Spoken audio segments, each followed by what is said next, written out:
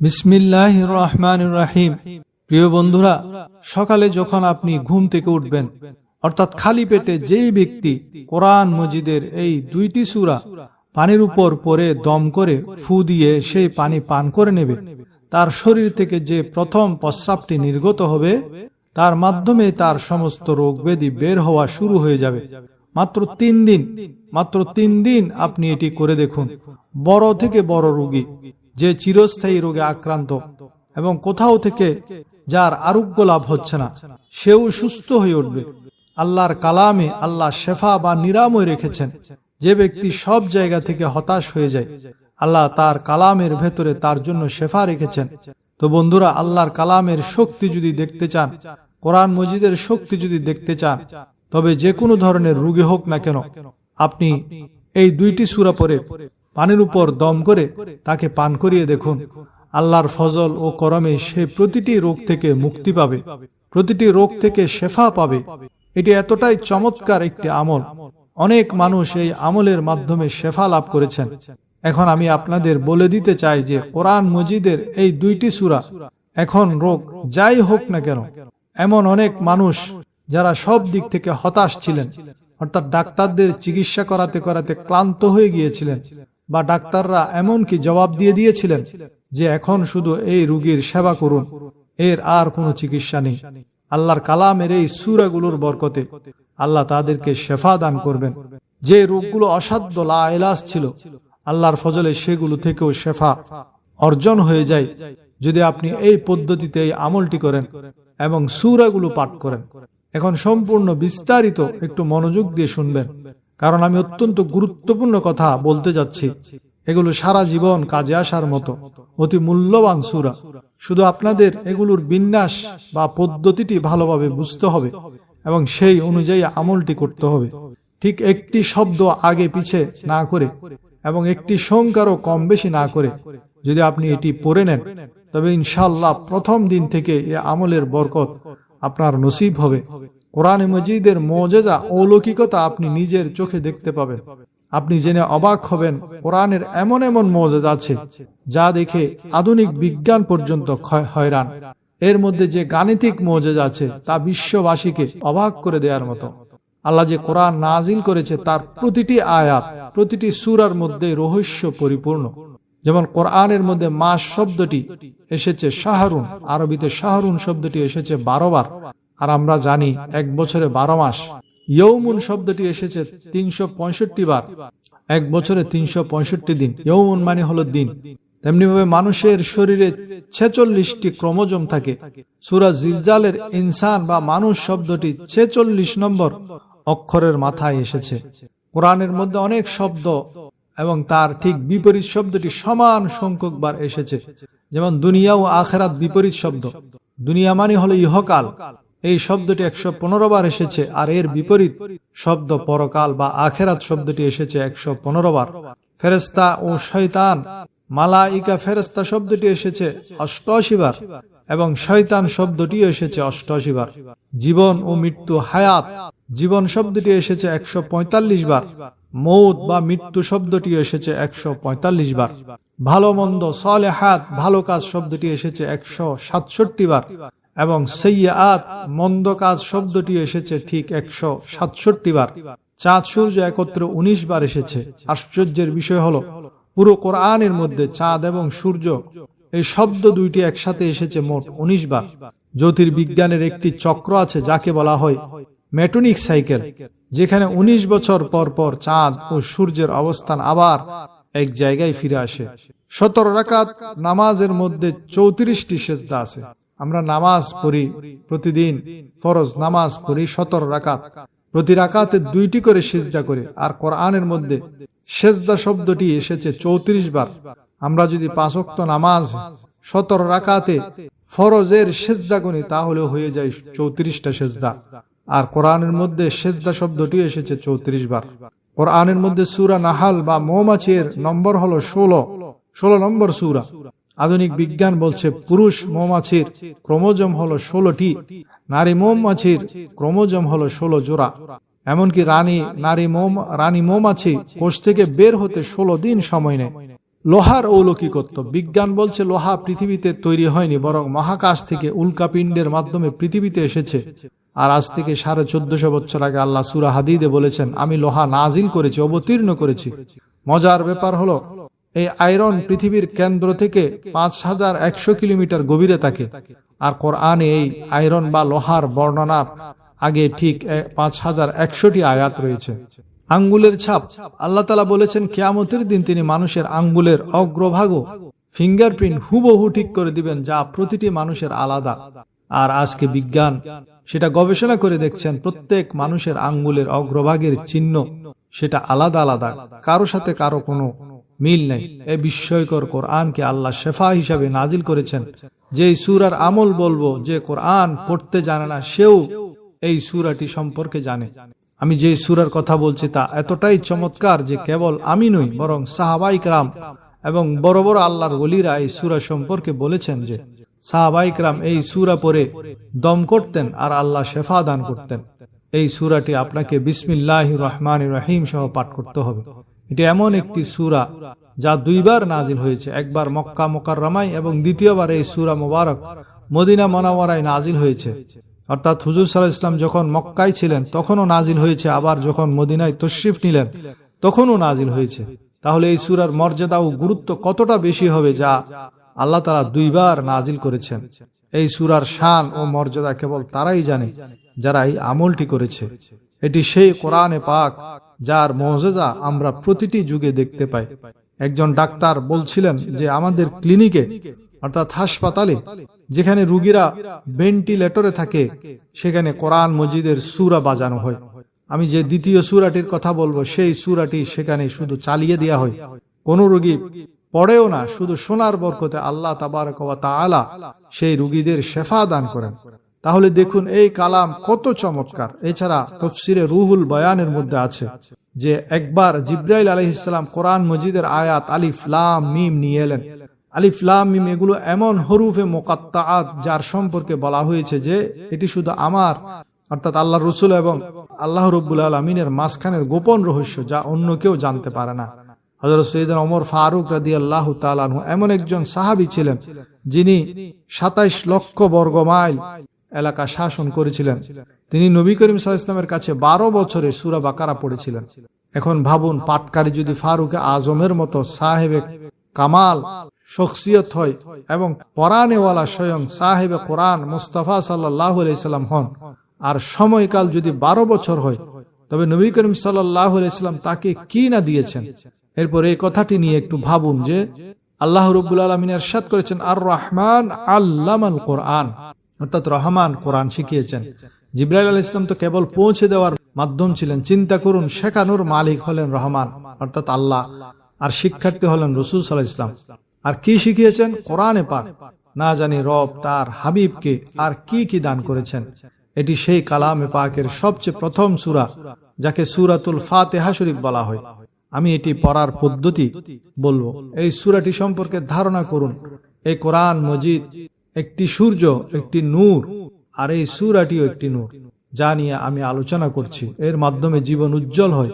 এটি শারীরিক ও আধ্যাত্মিক সমস্ত রোগের সমাধান, প্রতিটি রোগের চিকিৎসা এই সূরার ভেতরে বিদ্যমান। যদি আপনি এটি পড়ে নেন এবং এর সাথে দ্বিতীয় যে সূরাটি বলবো সেটি তো আরো চমৎকার। কোরআন মজিদের প্রতিটি হরফই চমৎকার, কিন্তু আমি যা বলতে যাচ্ছি তা শুনলে আপনার বুদ্ধি দমে যাবে। আপনি অবাক হবেন যে আল্লাহ তাআলা এই কালামের মধ্যে কত বরকত রেখেছেন। আমি একটি ঘটনা বলছি এবং এর মধ্যেই সূরাগুলো ও পদ্ধতি সম্পর্কে বলবো। মনোযোগ দিয়ে শুনুন। এই সূরাটি আপনাকে বিসমিল্লাহর সাথে পড়তে হবে। আমি এই কথাটি স্পষ্ট করতে চাই যে যদি আপনি 10-15 মিনিট সময় দিয়ে ভিডিওটি ভালোভাবে শুনে বুঝে নেন এবং সেই অনুযায়ী আমল করেন, তবে মনে করবেন আপনার জীবন বদলাতে যাচ্ছে। ওষুধ ও ডাক্তারদের পেছনে আপনার যে টাকা নষ্ট হয়েছে তা থেকে রেহাই পাবেন। তবে আপনাদের ওই ওষুধগুলো চালিয়ে যেতে হবে। যদি ওষুধ কাজ না করে তবে ওষুধও কাজ করা শুরু করবে এই আমলের বরকতে। অনেকে বলেন যে আমরা ওষুধ খাই, আল্ট্রাসাউন্ড বা টেস্ট করাই, কিন্তু কিছুই ধরা পড়ে না, আবার সুস্থও হই না। এই আমলটি করা মাত্রই সমস্ত সমস্যার সমাধান মিলবে। আমি যদি এর ব্যাখ্যা করতে থাকি তবে অনেক সময়ের প্রয়োজন, তাই সংক্ষেপে বলে দিলাম যে অসুস্থ হন বা না হন, সবাই এই আমলটি করে দেখুন। এর মাধ্যমে রিজিকের অভাব দূর হয়, সমস্ত বিগড়ে যাওয়া কাজ আল্লাহর ফজল ও করমের সমাধান হয়ে যায়। দেখুন কোরআনে মজিদের ভেতর আল্লাহ কত প্রভাব রেখেছেন। একটি হাদিসে পাকে এসেছে, হযরত সৈয়দ ইবনে হুযাইর রাদিয়াল্লাহু তাআলা আনহু এক রাতে কোরআন তেলাওয়াত করছিলেন। তার পাশে একটি ঘোড়া বাঁধা ছিল, সেটি হঠাৎ লাফাতে শুরু করলো। তিনি বাইরে এসে আকাশের দিকে তাকিয়ে দেখলেন যে একটি ছায়ার মতো বস্তু যাতে প্রদীপ জ্বলছে, তা দেখে ঘোড়াটি ভয় পাচ্ছিল। সকালে তিনি নবীজির দরবারে এই ঘটনা আরজ করলেন। এরশাদ হলো, ওগুলো রহমতের ফেরেশতা যারা তোমার কোরআন তেলাওয়াত শুনতে এসেছিল। একইভাবে এর আওয়াজ যেখানে পৌঁছায় সেখানে গাছপালা, ঘাস, লতাপাতা, এমনকি দেয়াল পর্যন্ত কিয়ামতের দিন তার ঈমানের সাক্ষ্য দেবে ইনশাআল্লাহ। একইভাবে যদি তেলাওয়াতকারী কিছু আয়াত পড়ে রোগীর উপর দম করে দেয়, আল্লাহ তাকে সুস্থতা দান করেন। যেমন আপনি যদি কোনো বাগানের পাশ দিয়ে যান, ফুলের ঘ্রাণ অনেক দূর পর্যন্ত অনুভব করা যায়, মন সতেজ হয়ে যায়। এটি কেন হয়? কারণ হাওয়া ফুলের সাথে লেগে চারিদিকে ছড়িয়ে পড়ে। ঠিক তেমনি কোরআন মজিদ যখন জিহ্বা দিয়ে পাঠ করা হয়, তখন যে ফু বা বাতাস বের হয়, আল্লাহ তার মধ্যে এমন প্রভাব সৃষ্টি করে দেন। সাহাবায়ে কেরাম একবার সাপে কাটা ব্যক্তির উপর সূরা ফাতিহা পড়ে দম করেছিলেন, আর আল্লাহ তাকে সুস্থ করে দিয়েছিলেন। একজন সাহাবী এক ব্যক্তির কানে এই সূরা পড়েছিলেন যার মৃগী রোগের সমস্যা ছিল, আল্লাহ সাথে সাথে তাকে রোগ থেকে মুক্তি দিয়েছিলেন। তো আল্লাহর কালামে রয়েছে নিশ্চিত শেফা। যারা বড় কোনো রোগ বা দীর্ঘস্থায়ী সমস্যায় ভুগছেন, সব দিক থেকে হতাশ হয়ে পড়েছেন, তাদের জন্য এই বিশেষ কোরআনী আমলটি হতে পারে আল্লাহর এক অশেষ নিয়ামত। আমলের সময় ও প্রস্তুতি। এই আমলটি করার সবচেয়ে উপযুক্ত সময় হলো ফজর নামাজের পর অথবা নামাজের ঠিক আগে, নাহার মুখ অর্থাৎ খালি পেটে। কেন এই সময়? সকালে ঘুমের পর মানুষের মন শান্ত থাকে এবং গুনাহমুক্ত অবস্থায় ইবাদতে একাগ্রতা আসে। এছাড়া এই সময়ে রাতে ও দিনের ফেরেশতাদের মিলন মেলা ঘটে, যা দোয়া কবুলের জন্য অত্যন্ত বরকতময়। শর্ত হলো আমলটি অবশ্যই ওযু অবস্থায় করতে হবে। প্রথমে শুরুতে 7 বার দরুদ শরীফ পড়ে নেবেন, এরপর সূরা ফাতিহা পাঠ করুন। আর দ্বিতীয় পদ্ধতি এবং নিয়ম হলো সূরাটি মোট 41 বার পড়তে হবে। প্রতিবার পাঠের শুরুতে বিসমিল্লাহির রহমানির রহিম পড়তে হবে। বিসমিল্লাহর বরকত অপরিসীম। এই প্রসঙ্গে 2টি ঐতিহাসিক ঘটনা স্মরণীয়। রোমের বাদশার ঘটনা। রোমের বাদশার দীর্ঘস্থায়ী মাথা ব্যথা যখন কোনো চিকিৎসায় সারছিল না, তখন ওমর রাদিয়াল্লাহু তাআলা আনহু তাকে একটি টুপি পাঠান। টুপিটি মাথায় দিলে ব্যথা সরে যেত, খুললে আবার ব্যথা শুরু হয়ে যেত। পরে দেখা গেল টুপির ভেতরে একটি কাগজে শুধু বিসমিল্লাহ লেখা ছিল। এটি দেখে বাদশাহ ইসলাম গ্রহণ করেন। তেমনি বিশর হাফির ঘটনা। তিনি রাস্তা থেকে বিসমিল্লাহ লেখা একটি কাগজ কুড়িয়ে সম্মান ভরে পরিষ্কার করে সুগন্ধি মাখিয়ে উঁচুতে রেখেছিলেন। এই সম্মানের বদৌলতে আল্লাহ তাকে বেলায়েত বা অলিত্ব দান করেন। আর 40 সংখ্যার রহস্য হলো 41 বারের এই আমলের মধ্যে 40 সংখ্যাটি অত্যন্ত তাৎপর্যপূর্ণ। আমাদের নবীজি 40 বছর বয়সে নবুয়ত প্রকাশ করেন। আবার ইসলামের সূচনা লগ্নে 39 জন মুসলিম যখন গোপনে ইবাদত করতেন, তখন হযরত ওমর 40তম ব্যক্তি হিসেবে ইসলাম গ্রহণ করার পরই প্রকাশ্যে কাবা প্রাঙ্গণে ইবাদত শুরু হয়। এই সংখ্যার মধ্যেই আল্লাহ বিজয়ের রহস্য রেখেছেন। সূরা ফাতিহার আমল শেষ করে এবার সূরা আর রহমানের আমল শুরু করবেন। এটি কোরআনে মজিদের সৌন্দর্য বা জিনত এবং একে কোরআনের দুলহান বা কনে বলা হয়। পদ্ধতি ও নিয়ম হলো, এই সূরার আগে এবং শুরুতে 7 বার বা 11 বার প্রথম সূরার সমপরিমাণ দরুদ শরীফ পড়ুন। নাম্বার 2, সূরা আর রহমান মাত্র একবার মনোযোগ দিয়ে পাঠ করুন। নাম্বার 3, পাঠ শেষে পুনরায় শেষে সমপরিমাণ দরুদ শরীফ পড়ুন। নবীজি সাল্লাল্লাহু আলাইহি ওয়াসাল্লাম যখন জিনদের সামনে এই সূরা পড়েছিলেন, তখন তারা প্রতিটি নিয়ামতের বর্ণনায় ফাবি আইয়্যা আলাই রাব্বিকুমা তুকাজ্জিবান এর বর্ণনায় আল্লাহর কৃতজ্ঞতা প্রকাশ করছিল।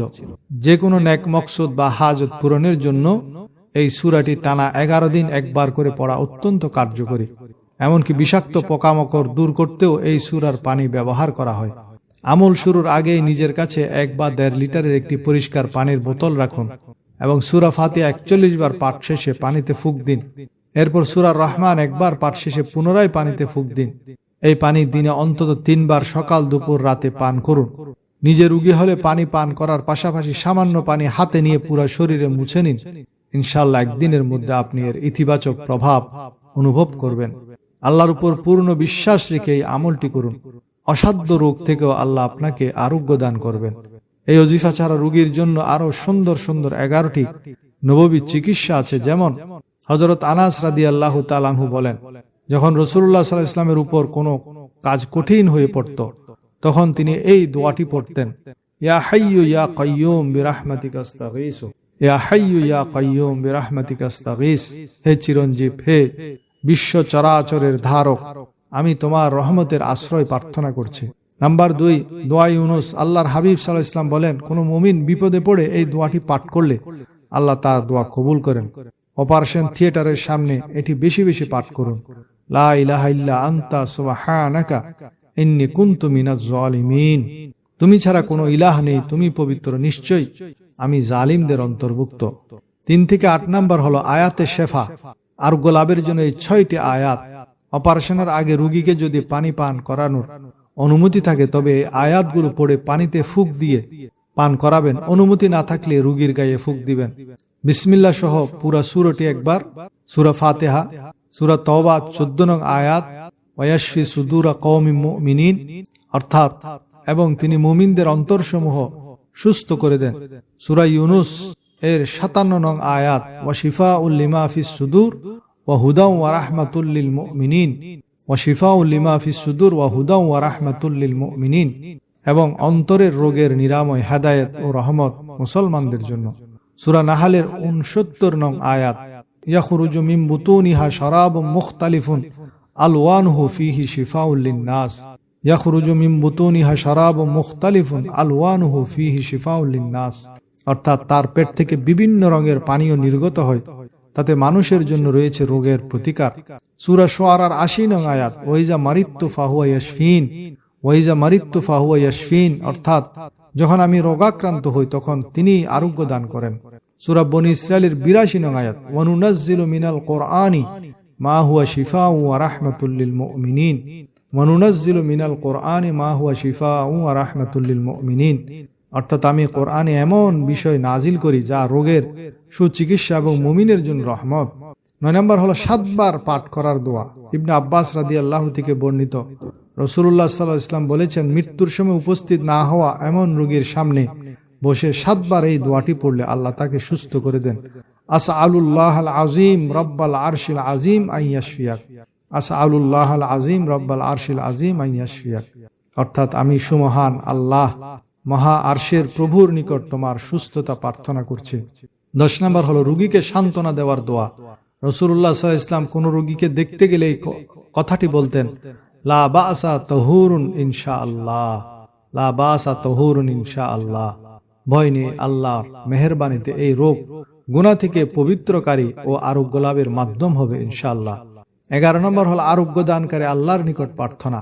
হযরত আয়েশা রাদিয়াল্লাহু তাআলা আনহা বলেন, কেউ অসুস্থ হলে রাসূলুল্লাহ সাল্লাল্লাহু আলাইহি ওয়াসাল্লাম রোগীর শরীরে ডান হাত বুলিয়ে দিতেন এবং এই দোয়াটি পড়তেন, আযহিবিল বাসা রাব্বান নাস ওয়াশফি আনতা শাফি লা শিফাআ ইল্লা শিফাউকা শিফাআন লা ইউগাদিরু সাকামা, আযহিবিল বাসা রাব্বান নাস ওয়াশফি আনতা শাফি লা শিফাআ ইল্লা শিফাউকা শিফাআন লা ইউগাদিরু সাকামা, অর্থাৎ হে মানুষের প্রতিপালক, এই রোগ দূর করো এবং আরোগ্য দান করো, তুমি আরোগ্য দানকারী, তোমার আরোগ্য ব্যতীত কোনো আরোগ্য নেই, এমন আরোগ্য যা কোনো রোগকে বাকি রাখে না।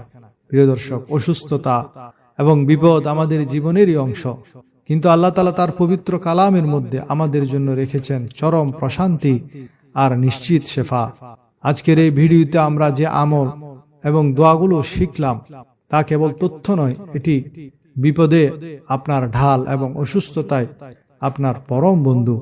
অপারেশন থিয়েটারের সামনে দাঁড়িয়ে যে অসহায় মুহূর্ত আমরা পার করি, সেই সময় এই আমলগুলি পারে আমাদের মনে প্রশান্তি ফিরিয়ে আনতে। তা আপনার কাছে আমার একটি ছোট্ট অনুরোধ, আপনি যদি নিজের জন্য বা আপনার পরিচিত কোনো অসুস্থ মানুষের জন্য দোয়া চান, তবে তার নাম অবশ্যই কমেন্টে লিখে যাবেন। ইনশাআল্লাহ আমাদের এই বিশাল কমিউনিটির সবাই মিলে তাদের জন্য প্রাণ ভরে দোয়া করবে। আমাদের এই ক্ষুদ্র প্রচেষ্টা যদি আপনার মনে সামান্যতম আশার আলো জ্বালিয়ে থাকে, তবে একটি লাইক দিয়ে আমাদের উৎসাহিত করুন। এই ভিডিওটি হতে পারে কারো বেঁচে থাকার নতুন অনুপ্রেরণা কিংবা কারো আরোগ্য লাভের মাধ্যম। একটি শেয়ার করলে যদি একজন মুমিন উপকৃত হয়, তবে তার সওয়াব কিন্তু আপনিও সমানভাবে পাবেন। একে সদকায়ে জারিয়া হিসেবে ছড়িয়ে দিন। আল্লাহ আমাদের সবাইকে সব ধরনের কঠিন রোগ এবং বিপদ থেকে হেফাজত করুন, আমিন। দেখা হবে পরবর্তী কোনো ভিডিওতে। ততক্ষণ পর্যন্ত আল্লাহ আমাদের সবাইকে সুস্থ রাখুন। আসসালামু আলাইকুম ওয়া রাহমাতুল্লাহি ওয়া বারাকাতুহু।